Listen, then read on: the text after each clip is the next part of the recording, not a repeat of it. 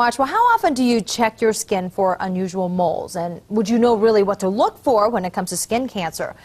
Former Olympian Bruce Jenner also stepped out of the Kardashians, learned about it firsthand. You might remember this. He got a cancerous growth from his face removed recently, so he's going to be okay, but this is just an example of the real danger here. And joining us this morning is Dr. Cohen with About Skin Dermatology. Thank you for being here. My pleasure. So what are some of the, I guess, common skin cancers, and what should we really be looking for? Well, first of all, it's important to realize that about 20% of Americans will get a skin cancer during their lifetime. So 20%. It's absolutely critical that they realize that they should be looking at their own skin once a month. They should be going to the doctor once a year for a full skin check. And that's really, adults should be having a full skin check once a year. And in particular, basal cell carcinoma is the most common type of skin cancer. We tend to look for something that is a pearly color, may have little blood vessels within it. Squamous cell carcinoma tends to have crusting and scabbing, and melanoma is the most worrisome type of skin cancer. I think we have art of that to pop up. There it is. That's what we're talking about there. So how do you examine your own skin, when it comes to self-check? So self-check should be done once a month by adults, and you're really wanting to look for any new skin lesion that may be growing, changing, bleeding, scabbing, crusting, getting larger.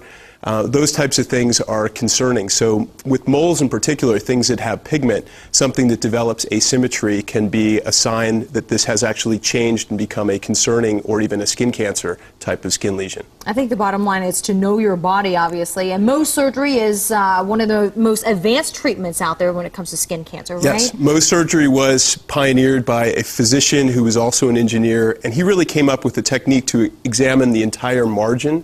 So rather than look at something like slices of a loaf of bread, he really came up with a way to look at the entire crust of a pie so that we can examine more of a margin, and it's associated with significantly higher cure rates than traditional surgical procedures. I know we always talk about prevention and to wear sunblock. I mean, I think you can beat it to death saying that, but a lot of people don't do it, especially in the winter. They don't think about it.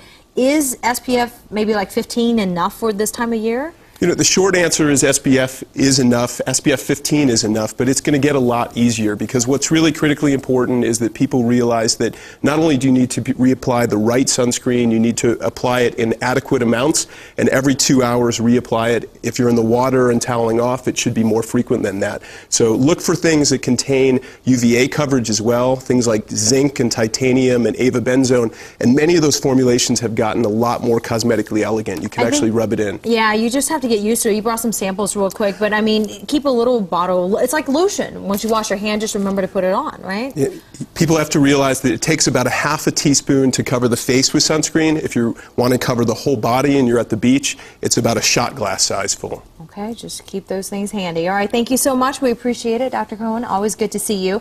For more information on About Skin Dermatology, go to our website, thedenverchannel.com. We will have a link there.